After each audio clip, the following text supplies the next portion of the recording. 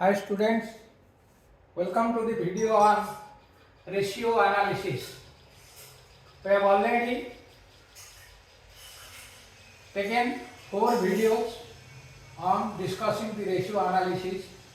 This is the 5th video. In this video, we will discuss again the liquidity ratios and solvency ratios. So, we will first solve the problem. It is given the following are the extract from the balance sheet of ABC Ltd. As on 31st March 2023.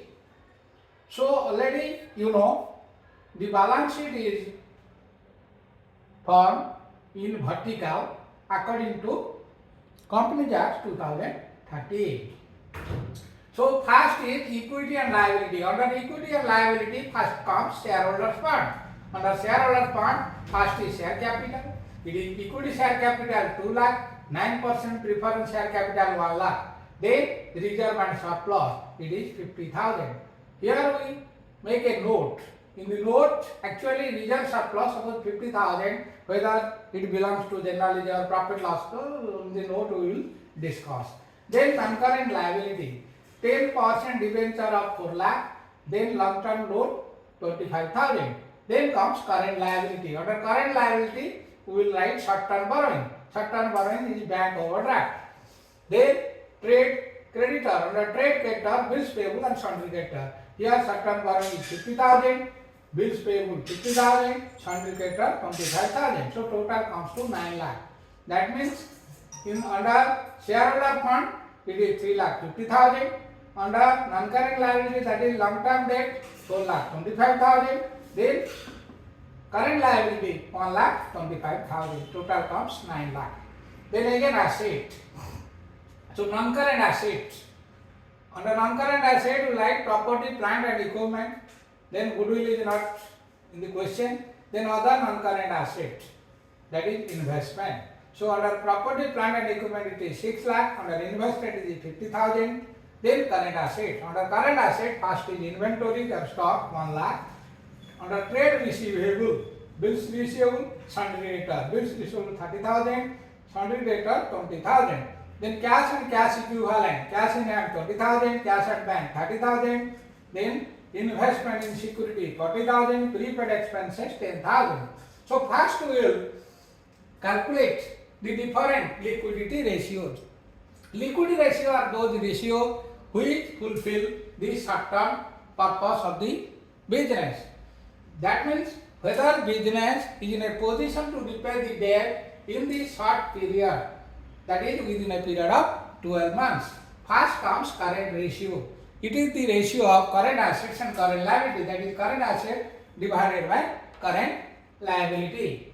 So current asset is given 2,50,000 and current liability is given 1,25,000. So it is exact 2:1. So ideal ratio is 2:1. But in banks, generally we consider it 1.33:1 as ideal ratio, or even in MSME we consider 1:1 as the ideal ratio. That means whatever current asset, that should be the current liability. To be more specific, we will calculate quick acid test or liquidity ratio. Under this ratio, we will not take into consideration the inventory and prepaid expenses, which will take longer period of time to convert into cash and cash equivalents. So this is 1 lakh inventory, 10,000 prepaid, 1 lakh 10,000 deduct from 2 lakh 50,000. So it comes to 1 lakh 40,000 divided by 1 lakh 25,000. It is 1.12:1. This is 2:1. This is 1.12:1. So ideal ratio is 1:1. Then to be more specific, to get the whether it is 100% liquid, that is cash ratio.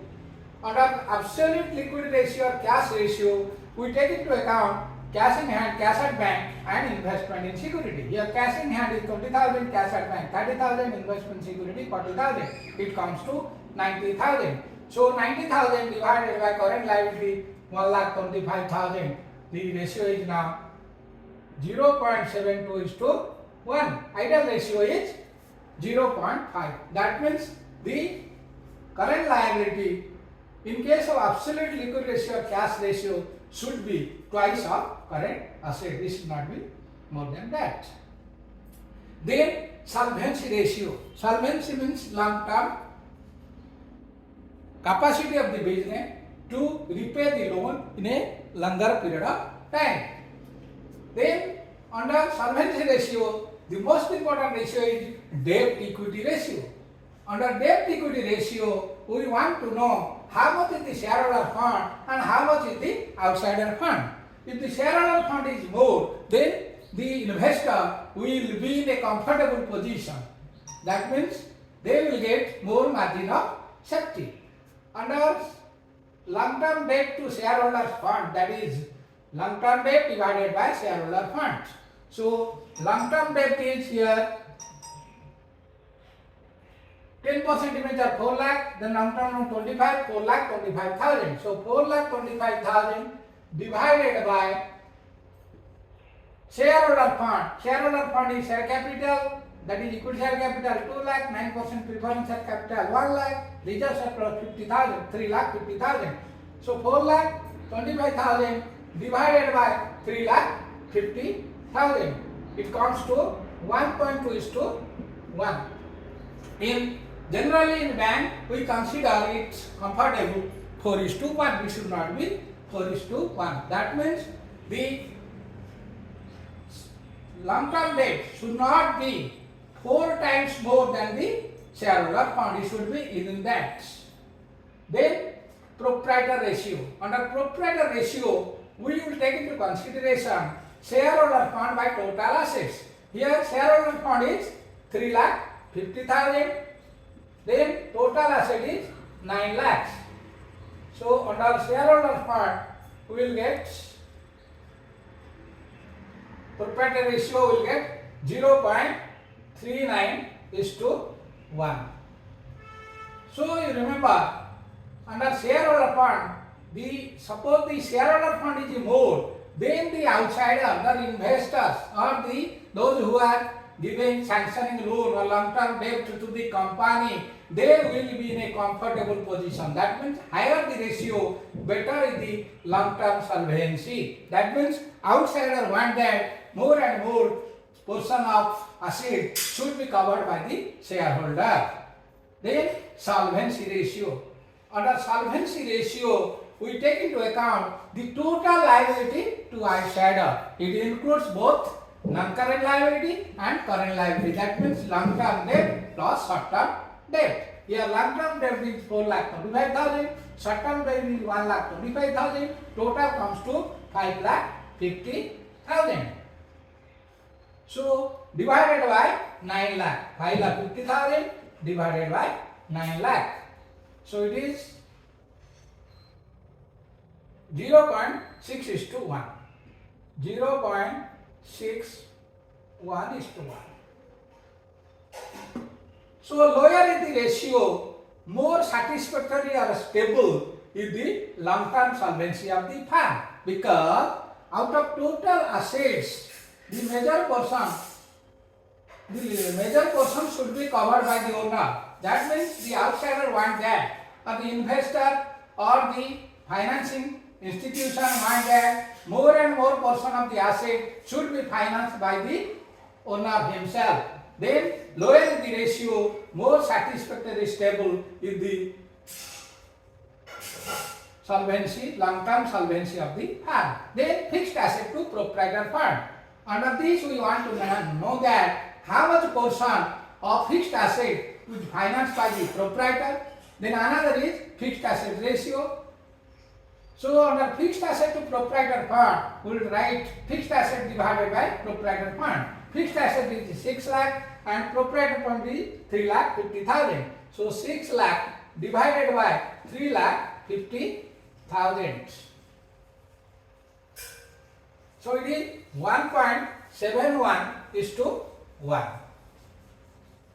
Then fixed asset ratio. Under fixed asset ratio, we will calculate fixed asset less depreciation. That is net fixed asset divided by total long-term fund. That means we want to know that how much long-term funds covers or is financed for fixed assets.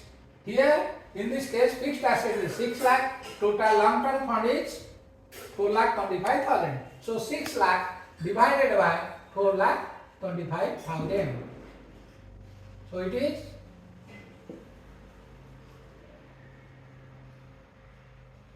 1.41 is to 1. 1.41 is to 1. Then current asset to proprietor fund. We want to know that extent to which proprietor fund are included in current asset. So the formula is current asset divided by shareholder fund. So current asset is 2,50,000 divided by shareholder fund is 3,50,000. So this is 5 by 7. So it is 0.71 is to 1. So this is all about the liquidity ratios and solvency ratio. In solvency ratio, we have to calculate the interest coverage ratio, debt service coverage ratio. That will be covered in the next video. Thank you for watching this video. If you like it, then you forward it or share it to your friends and relatives. As a result, you will get more and more videos.